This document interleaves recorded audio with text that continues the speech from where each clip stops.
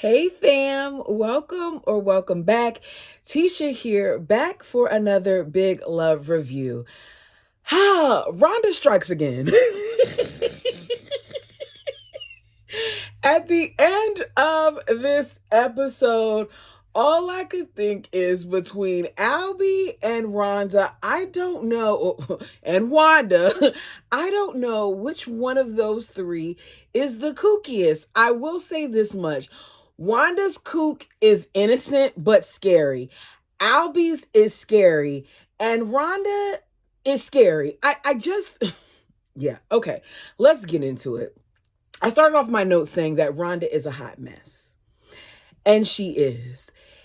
Every time I feel sorry for her, every time I feel sorry for that young lady, she does something to make me remember why it is that I often find myself questioning her and feeling like she can't be trusted. So we begin the episode at the Henriksen house, and it is in a tizzy. Rhonda has ran away. I mean, she has run away and caused all types of issues for Bill and his crew, right? And the way that she acted in this episode, if I were Nikki, would have put her little butt out of my house pronto. So at this point, everybody is flustered and they're trying to find someone to take Rhonda in. Barb is trying to do the social work, as Nikki calls it, and save this child. Nikki says things that are funny with a straight face so often. So I was picturing her saying it when I said it. But she calls it social work. Like, Barb, I know you want to be a social worker, but this isn't what this is here. So she's trying to save this child to the point where Barb even suggests that they adopt her, while the others don't want her there, even people like Sarah. So Nikki is trying to get her out of their home as quickly as possible, not just because she doesn't want her there, but because she's also worried about what her father will do. What will happen if her father finds out that they had this girl there and they didn't let him know? She's even willing to go as far as having her sent to a cousin who, when called, just wants to know via Bill if she's a firm and able body, because they can always use another hand in the shop. Can she handle a blowtorch? In other words, we need people who can do some manual labor. It's a lot. We are witnessing the family scramble. While they're scrambling, it is very obvious to me how much Rhonda is playing with Barb, because she's, laying on Barb like this, and Barb is, caressing her, and she's using Barb. She is playing off of Barb's emotions because Barb sympathizes with her big time, because Barb doesn't like the idea of Juniper Creek and what the compound holds, and the way that she nestles in her and how she's leaning into her as Barb caresses her hair is giving, I'm a baby bird and I need you to save me, please. So she's that way with Barb, where it's the polar opposite with Nikki. Because Nikki, unlike Barb, is onto her. So she doesn't hide the fact that she's a jerk when it comes to Nikki. She treats Nikki like crap. Rhonda knows that if anybody in this household is going to be her end, it's going to be Barb. So around Barb, Rhonda presents herself as this poor little teenage girl that doesn't want to be with this old man by the name of Roman. But the moment she's out of her sight, she's a little tyrant. So she's sitting around as they're trying to do things, and she's telling Teeny and Sarah stories about how, this boy fell in love with her and how she's so lucky that someone didn't try to unalive her and throw her in a ditch, and how old Roman couldn't keep his hands off of her. And it makes me wonder how much of it is true. I know we did see a boy look at her, but was there something with that? Y'all let me know down below what you think. She says, I'll even offer to give you, some of my money. I got $24 in food stamps. And Teeny is so oblivious to everything. She doesn't even know what a food stamp is. Goes to show you once again how they abuse that system, right? So next thing we know, we go from that to her standing in the kitchen and her threatening Nikki and her playing on the things that are insecure areas or areas of weakness for Nikki. She tells Nikki, you know, I rode with you. I rode with you that entire time. You didn't even know I was in the car. I rode with you from the compound, and not once did I hear you tell Bill your secret. You know, I bet it would kill Barb. I bet they'd all hate you. I bet Bill would dump you. I'm damaged. And if they knew you didn't tell them, then they know you're a big liar. They're going back and forth. And she's like, look, I'm staying here and you better make sure it happens. You see how she talks to Nikki? It's real nasty. It's very harsh. And as she's talking to her, I got to keep on saying, this is a teenager. Now she's devious, she's conniving, but they taught her to be this way. She has learned over time how to play the system and how to survive. Even though I don't like the girl, she's done what she's needed to do in order to get where she has to get to. And at this point, she's willing to do anything in order to stay off of the compound. So Margene overhears some of this conversation, but she doesn't hear the threats that has been made to Nikki. Instead, she hears what Nikki's saying, which is Nikki calling her a monster and all those other things. And I said the girl is good, because even in that conversation, I'm thinking that Margene eavesdropped and she heard something worth, relevance, and she didn't. She just heard Nikki complaining. So as a result of this, Nikki is terrified of what's going to happen to her if the family finds out that her father is the one that exposed them. It's evident in the things that she says and does, and what she says later on with Margene. Once again, putting Nikki in the middle of this situation. So Nikki calls her father at some point, and she leaves a message to let him know that they have nothing to do with Rhonda's disappearance, and that she didn't tell Bill about what he did to their family. I haven't told anyone, Papa. She very much is playing off of him.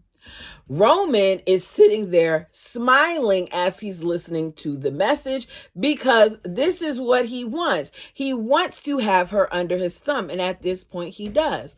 So while they're at home and they're getting things ready and Don is over there helping them out with the playground and stuff in the backyard, the Juniper police pull up. Margene sees them, comes running in the house to warn them. They say that they're there to search all three of Bill's homes because he is accused of harboring an underage teenage runaway in his house.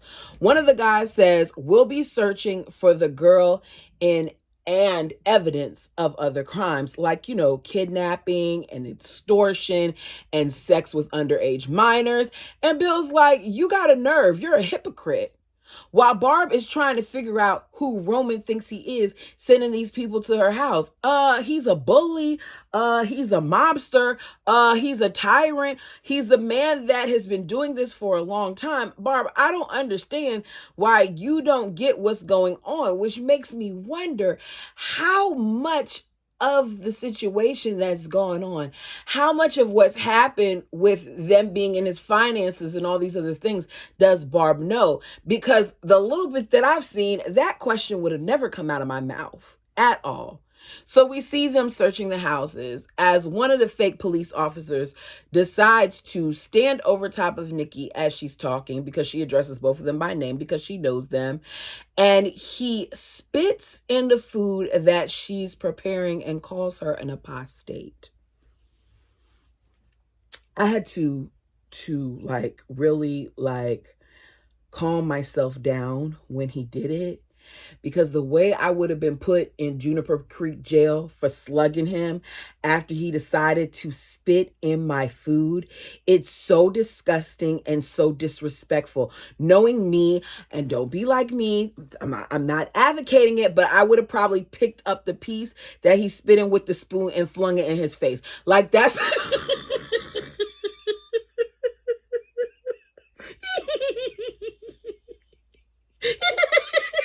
It's so bad to say, but y'all know we family here. We're gonna keep it honest. And honestly, I probably would have did that. I might have blacked out. I don't know. It's just it's too much for me.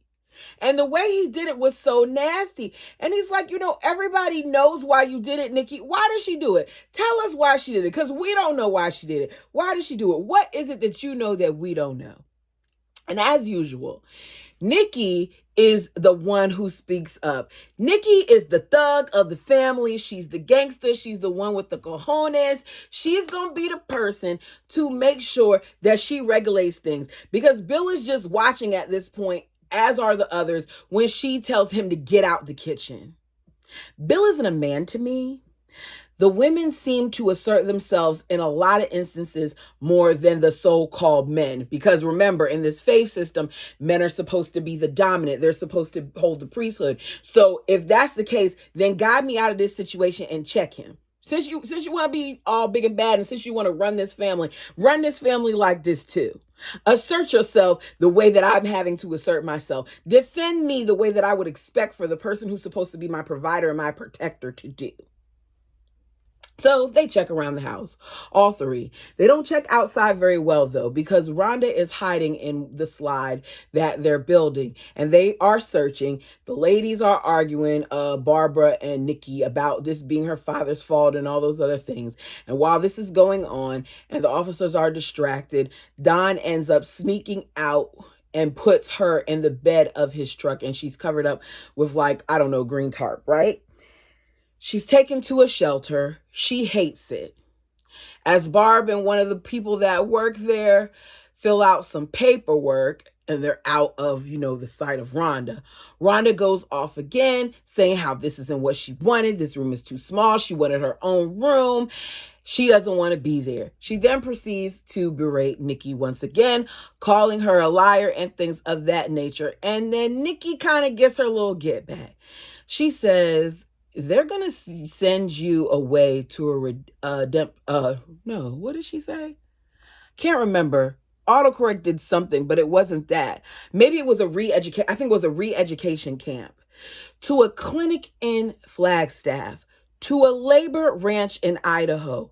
And then they'll teach you to keep sweet, and it won't be pretty. We will try to get you out of here as soon as possible, but you have to trust me. And for a moment, it looks like Rhonda is a little nervous about what she's saying. So she might have got her right there. Y'all tell me what you think.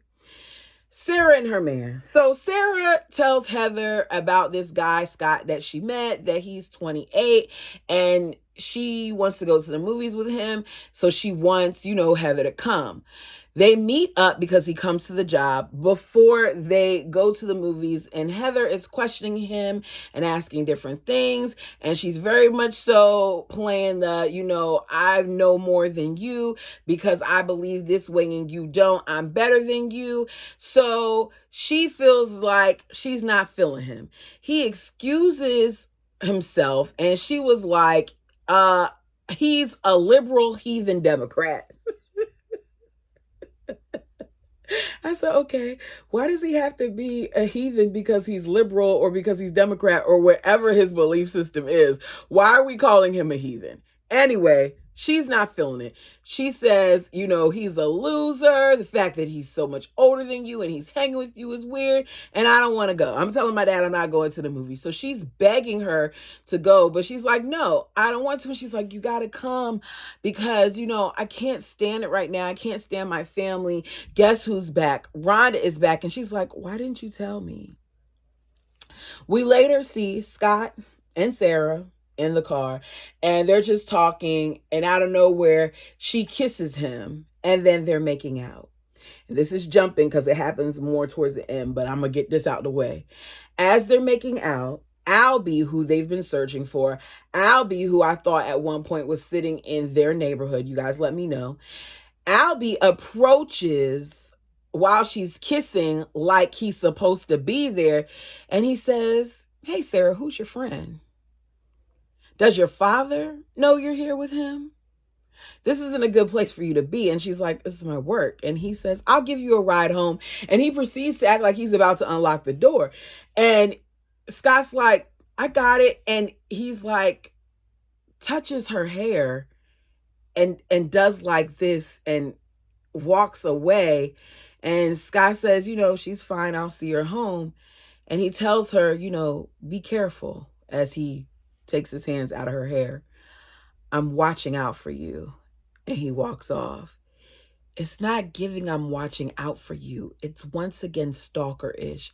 Because why are you watching different members of the family when you're currently supposedly in hiding because you didn't obey what your father told you to do? We see Ben and Bryn as they celebrate their 3-month anniversary with Margene. Margene has a cake and all these other things. And Bryn's like, oh yeah, let's celebrate. And she opens up her bag and she has wine coolers in her bag. And Ben's like, we don't do that. Let me go get us some Sprites. And as he's up getting the Sprites, Margene wants to make sure that this isn't something that they normally do. And she's like, no, we don't normally do it. She goes, I don't even normally do it, but he's definitely not doing it. And Margene's like, I would do it with you if I wasn't pregnant, I would do it with you. And they're talking and she's like, how is it giving up everything, yada, yada, go. And she's like, it was hard, but I'm going to admit I still, smoke sometimes, but I hide it. And they laugh about it. As I said last episode, Margene is not seen as a mother figure, in my opinion, when it comes to Ben. Maybe to the little ones, but not to Ben and not to Sarah. I think in this instance is very much so giving older sister, but she can think what she wants to think. So Robin is mad because Albie is hiding out. They can't find him. And now that the state is involved, Roman is ready to turn Bill in. He wants to turn in the confession tapes as proof that they conspired and that they tried to commit attempted murder against his son because he needs them out of his business. Y'all know Roman got stuff going on that he doesn't want the state to know about. Nikki's mom hears this and she's reluctant. Like, you see her pause, like, are you sure it's a good idea to turn in our daughter's husband? Adeline, I always say her name wrong, comes across as very harsh at times. But I feel like in this instance, with this scene, it reminds me of the fight that these women often have to go through, because they're very much so seems like she is against a lot of the prophet's decisions. We heard her in earlier episodes say that, he's been off a lot with a lot of his prophecies. He's been really off for a while. But she understands that at some point, because he's the head of the house and because he's the prophet, that she must do certain things. So with her, you really see the pull and the need for her to want to protect her children, yet this desire for her to be obedient to the prophet. And I feel like in this episode, we got a taste of what happens when she does both. So Adeline, I gotta figure out a way to remember how to say her name. Adeline doesn't like that he would be willing to do this to their daughter. Roman tells her that he is holding her responsible at this point for Rhonda's disappearance because she should have been the one to make sure that she felt more welcome. As he's saying this, the lady is trying to process everything. She's trying to process the fact that you're ready to turn in her daughter's husband. And now you're over here talking about a girl that ran away like she had something to do with it. But this is what these jerks do. They constantly blame the women when things go awry. It never has anything to do with them, even though it's clear that she left because she didn't want to marry your old butt. We hear him later call Nikki, and we get another taste of his manipulation and how he manages to work Nikki. He very much so has a relationship that is highly inappropriate with his daughter, and he's very emotionally abusive with her. We get a taste of it in his message. Hello, honey. It's Papa. I am so very grateful for your message today, and it's touched me that you assumed the burden of keeping the peace and chose not to tell Bill. I know you know what I did was right, so that you could live your life in the light with pride. Basically, I outed you so that you could be in the light. But that's not why you did it, because if you really thought it was that great of an idea, you wouldn't be hiding it. But how you choose to run your family is your business. But if you assisted that girl in leaving here, I'm not going to hesitate to let your husband know what you did. Now, he says it in a nicer way, in a roundabout way, but he's basically letting her know, if you have something to do with that, judgment is going to fall down on you. Because y'all know Roman has this way of speaking in a way that makes it seem like he's, delivering some prophetic tone or something like that, when really it's his wrath, not God's, right? So Roman is pissed, ready to give these tapes to the DA. He's supposed to have them to the DA by 3 o'clock, because on the tapes, Bill has implicated himself on the phone to Joey. So Bill's attorney, Lee, comes over to the house. Did y'all notice that he seems uncomfortable with the kids? Is it because he's uncomfortable with polygamy, or is it because he's uncomfortable with having the conversation, or what? Like, what's up with that? Y'all tell me if y'all noticed that, or from just seeing things. So he's like, look, the DA reached out to me. We got to have a meeting with them because they've requested to talk to you. First, it's a request, then it's a subpoena. So let's go ahead and talk to them before it turns into a subpoena. They say that they have evidence of you trying to cover up the crime, which is a criminal offense that has jail time associated with it. So he's like, what's the evidence? And Bill's like, I don't know. Yeah, I don't think there's any evidence. I don't, know there's any. He's like, well, if there's no evidence, then we have nothing to be worried about. But Bill is concerned about what possible evidence there may be, because Roman has a way of getting things. So he goes down to go see his brother to find out exactly what Roman knows. And this is when Joey lets him know, like, look, he had me handcuffed and he recorded our conversation, and you implicated yourself. I don't really remember what's said, but I know that you implicated yourself, and I know that you called yourself Mr. Cover-Up.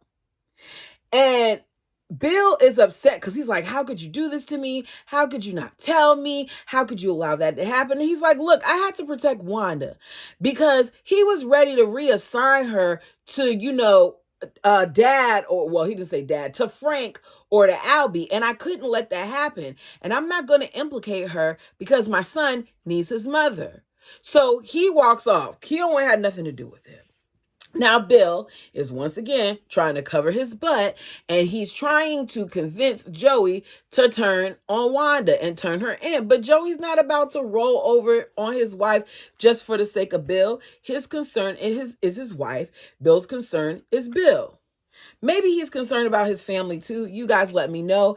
He's giving a lot of Cody vibes, and Cody is the type of person who's only worried about himself and how things, serve him. So I'm going to get that same title to Bill. So Bill calls Wanda, and he's, trying to trick her, because he literally has a tape recorder on the desk as he's trying to trick her into confess. He's trying to record her, but Wanda doesn't say anything. She's playing dumb, like she doesn't know what he's talking about. And the most that she says is, he didn't do it. He's not guilty. She's not stupid like you, Bill. She already knows that there's been recordings before. So you think she's going to let you record her now? No, she may got her little quirks with her, but you won't catch her in that. So he says, Wanda, I saw Joey and he wants you to confess. But she doesn't buy it. And she uses some trick to find out where he ate and realizes that he lied about where he ate for lunch. So he has to be lying about that. And she hangs up on him. So that doesn't work. So he calls Lois and he lets Lois know, like, look, we got to figure out a way to get Wanda to confess, because not only has she put us in trouble, but on top of things, she implicated, I heard the tapes and I implicated myself. Keep in mind, you've already said things, and here you are on the phone running your mouth again. Good thing they're not recording your line, because everything that Bill's done on this phone could have got him caught up just off of that. He's learned nothing from the conversation and that he had with Joey, letting him know that this conversation was recorded. So now Lois is working on Wanda too. She's acting distraught. She breaks a glass and she fakes crying, and she's talking about how the DA is doing this and the DA is doing that, and he's persecuting Joey. And she says, I wish I could take that gun. I wish I could take that gun. The gun that's right in my glove compartment, that gun. Yeah, I wish I could. I wish I could take that gun and blow the hate right out of him. Just make this all go away. I said, Lois, I like you, girl, but are you really trying to convince this girl to go in and unalive the DA? You really want her to do that because you went as far as to telling her where the weapon could be found? I said, oh my goodness, because we know that Wanda will do it, because Wanda is a little cuckoo, and Wanda already said when you do wrong, like it's okay, to discipline people. That's why she thought it was okay to poison Frank and the other boss and Albie, because they were mean people, right? Well, Rhonda ends up going to the glove compartment and getting it. Now, we don't see her go and get it, but we see Wanda later on go check her vehicle right before they're supposed to go to court, and she sees that her gun is missing. And we see Rhonda with the gun. The girl has the gun right next to the baby's carrier, to his, what is that, car seat. So Rhonda was ready. She's trying to go. Bill calls Roman and threatens that if he releases those tapes, if he turns the state on him, he's going to return the favor to Roman by bringing a certain underage girl to the state. I said, here we go. Once again, Bill is messing stuff up. So Nikki calls and tells her father on the answering machine that we don't have anything to do with this, that you sent them over here to look for her and she's not here and all these other things, and you just threw her under the bus, and everything that she said got tossed out the window because once again you have not protected your wives. Roman, while trying to record the conversation between him and Bill, stops the recording and jumps up and says that he wants her. He wants her where she's at and all these other things, and he's more ticked. On to Eddie. Eddie's over there to visit the family. Bill asks him to accompany him to go check into this whole video gaming thing. They go and check it out later on. Eddie says, these are really good machines, but do you realize what you're doing? You're entering a new lane. And he's like, yes. So you see what I see? And he goes, yes. He's like, I just want to make sure that. So he tells him, Eddie, that he may be arrested for assisting with the cover-up of the poisoning. That's part of the reason that why he needed him to see these things. You hear him tell Dawn, like, Dawn, no matter what happens to me, I need you to take care of this should something happen so our families could be good. He's really thinking a lot of this. Meanwhile, the guy is trying to figure out how Bill even knows about it because it's not something that they're announcing. It's very few people who know about it. So I'm sure that's going to be an issue later, because if they get it before Roman's going to be ticked, and Roman may send even additional problems towards Bill. Dawn, I need you to find a way to get away from Bill, because Bill doesn't mean you well. Bill kind of uses you to do the things and to say the things. And I just feel like it's not really a partnership. Just my opinion. You guys tell me yours. So we see Margene confront Nikki, telling Nikki that she overheard the message that her father left. She knows that you trying to send Rhonda back, that she wants to know what's going on. And she's like, it's not that. He tried to expose us. That's what's going on. And Margene says, you need to make sure that you tell Barb. Tell Barb tonight, because Barb thinks it's her sister, and you have to let her know it's not. She's torn up about it. You got to tell her, you got to tell Bill. But Nikki is more concerned about how this is going to affect her standing in the family than she is about making Barb feel better, which is a little selfish. She says, I am worried about how this is going to affect, me and Bill and me and Barb, and if they're going to want to kick me out and all these other things. I don't really think that Nikki thinks she's going to get kicked out, because you should have been kicked out, according to you, for some of the stuff that you've done in the past, including that, credit card thing that just seemed to magically disappear. So we see the DA meet up with Bill and the attorney. They go over scenarios and say what they want. And Bill realizes that they do not have the tapes because they're trying to push too hard for a written confession. And if they had the tapes, they wouldn't need all that. Back at the shelter, we know Rhonda's at the shelter. At some point, this childhood advocate pops up on Barb in her home as she's trying to unload groceries. People got to stop doing that to people. Personal space and privacy is a real thing. So the lady is heavily invested, and she's talking about the abuses that these kids suffer and how she too walked away from a polygamous cult, and how, people don't want to go against the prophet. So it's very, very hard that a lot of times people go back. We've heard of instances, even in the books that we've read on this channel, where women have left and they have gone back, or they haven't left out of fear. So she's very much so telling the truth, and how they need to make sure that they get things going before Wanda's family is reached, because they're gonna want to reach Rhonda's family. She's saying all these things and talking bad about polygamy and all this other stuff, while not realizing that Barb is engaged in polygamy. So it's the next morning. Barb gets a call from the shelter saying that they found Rhonda's parents, so she needs to hurry up and get there. Marge ends up letting Nikki know, even though Barb didn't want her to know. And Nikki gets on the phone, calls the cousin, tells the cousin where the shelter's at, because she wants to make sure that she's picked up before her father ends up finding out. Because if they find out that they have something to do with it, then it's going to be a big problem. And Marge hears this and she's like, you were supposed to tell her, and da-da-da-da-da. And next thing you know, they're heading there too. So Barbara's already sitting there talking to the advocate. When they arrive, it's a big mess. Nikki is still referring to her father as a decent man, showing that Nikki still doesn't see the things that he does, right? She still doesn't deem it as wrong. She's still very much so a believer of the way that they do these things. When her mother walks in with papers in hand saying that Rhonda is in her custody, Nikki's like, you can't take her. This isn't what she wants. And her mom says she's a child. She doesn't know what she wants. Huh. Excuse me? You're the same person who was preparing her to get married to your husband. But she has to be okay with being married off to your little perverted prophet. But she can't, be in her right mind and intelligent enough to know that this isn't what she wants. She very much so knows this isn't what she wants, child or not. Adeline starts going in on Nikki. She says, you're selfish and you're ungrateful. You're a selfish girl.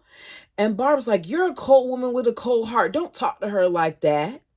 She says, I've done nothing but show love to Nikki and your family. Nikki says, that's a lie.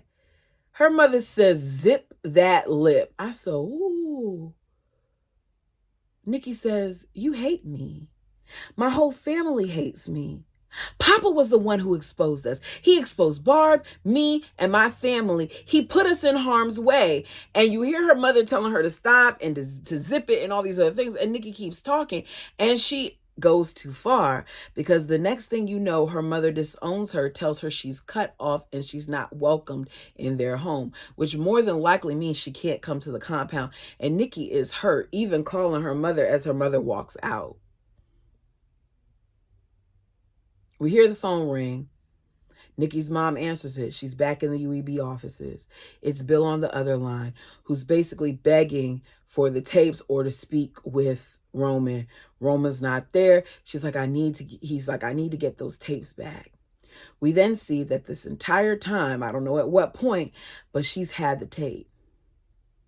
Roman was listening to all these tapes. We saw him rewinding and her rewinding and being like, it's okay, we're going to find it. And at some point, my assumption is she either found it or she knew exactly which tape it was, because she kept in her mind the conversations that were had and when they did certain things, because these women very much so understand some of the foolishness that these guys got going on. Right? So she is on the phone and he's like, I need the tapes, I need to get those tapes and yada yada go. And she says, there is no tape, Bill. And he pauses like, what? She says, there is no tape, Bill. Understand? No tape. And she hangs up the phone. She's holding the tape in her hand, and you could tell she's trying to figure out what she's going to do here. If she's going to choose her husband or if she's going to choose her kid. And here's the thing. It's two different kids because this was done to Albie, but at the same point, this is her daughter and this is the family and this is a whole bunch of other things that could be exposed. And we see her pulling out the ribbon that is in the tape, and then she throws it on the ground and she stomps on it a whole bunch of times while crying. I said, okay, I can't say anything bad about that. I saw her protecting her kid. I'm not mad at that. Then we're back to the courthouse where we see Wanda walk out and she holds the gun and she's like, here you go. Like in the courtroom with officers and everything around, and she's acting like she's handing him a library book or something. And she's like, here you go. And Bill's like, she's like, your mother was going to shoot the DA. And she walks off with her baby. He throws the gun in the trash, and we find out that Joey was released, and I'm guessing they don't have the case, so they're going to drop the charges. Bill comes home, and he's all happy to announce it, and we see the entire family sitting on the couch looking defeated, and they're like, we got to tell them. We flash from that to Rhonda, who has managed to steal a coat that we saw on another young lady earlier. And she is walking off with this coat outside with suitcases in hand, meaning she's running away again. That's how it ended. I know there's some things that I left out, like the whole Margene thing and her telling Pam that she's pregnant with a stranger's baby. She's a surrogate, and she thought, I guess, that would mean something and Pam would be okay, but Pam ain't feeling it. Pam walked off like, oh, you having a stranger's baby? And she left. If there's something that I missed that you want to talk about, feel free to put it down below. Go ahead and check out the other content on my channel. Until next time.